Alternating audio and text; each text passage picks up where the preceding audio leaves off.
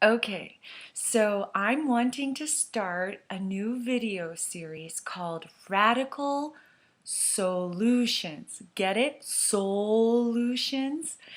And the whole idea behind this video series, which I hope others will do their own too, is to present some radical ideas that bring us closer together as opposed to further separating us, and getting input and discussion and just see what happens. I mean, everything is a social experiment, right? Life is one big experiment. So I thought I would start off my series with radical solution number 69.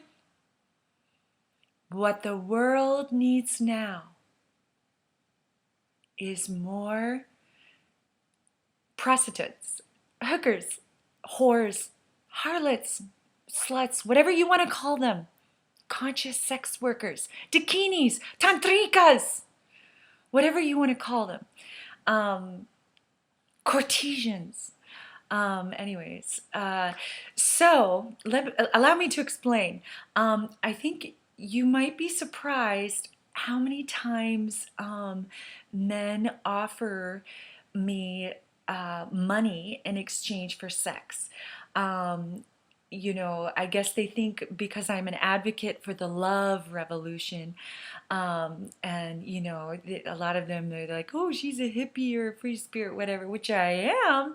I'm all of it and more, but anyways, I don't work that way. So it's a very awkward situation, because then I have to be, with all delicacy, be like, okay, well, for me, first of all, I tell them right up, I'm like, I'm not sexually attracted to you. I'm not. And it's not going to happen, so don't try. Oh, God, sometimes they try. And it's, oh. Anyways, and then some of them get frustrated, and then they get angry at me. But we'll go into that later. So,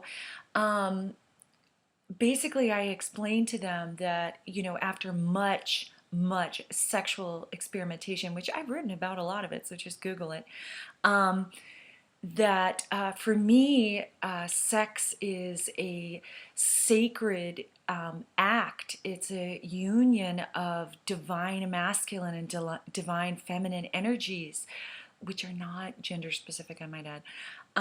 It is about conscious co-creation. It's about soul intimacy. There's so much going on there. So it's a sacred event for me, and also known as Tantra, by the way. So look that up. Anyway, so I can't fake it. I can't fake it. I've tested this, and it did not go well for anyone involved. And they're probably gonna need a little therapy afterwards. But anyways, my point is, at the same time that I'm being propositioned, I recognize that they're lonely. They're desperate for love and attention and affection and touch. And some of them just need to release. And we all know sex is healing. I mean, there's actually proven health benefits that range from boosting the immune system to lowering blood pressure. I mean, there's a whole list. I'll give you a little link to WebMD. So even WebMD is like, sex is good for you, And then, I mean, I'm not going to go into too much detail about the spiritual and emotionally healing aspects. Because, I mean, that's a book in itself. And the whole point is for you to explore and experiment and find what works for you. However, let's go back to hookers, or whatever you want to call them. And then, I explain my whole tantric, what works for me, and I let them know this is not a rejection. We're just not on the same frequency.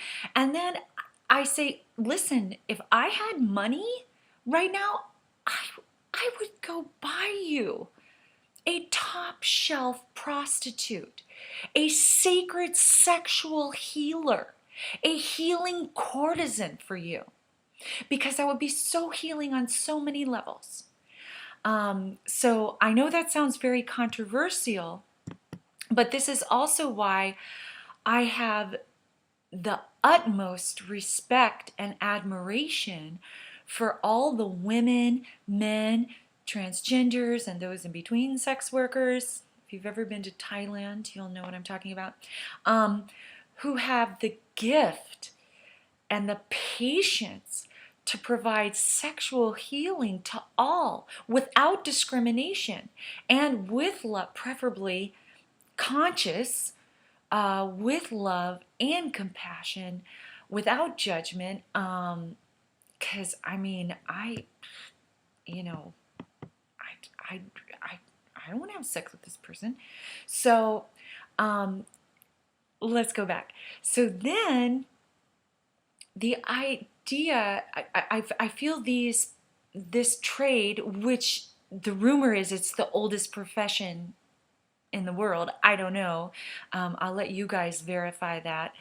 I really feel sex workers, one could be better trained for more conscious, if they want, I mean, everything's a choice, but more importantly, sex workers around the world really need to be respected, protected, and admired, because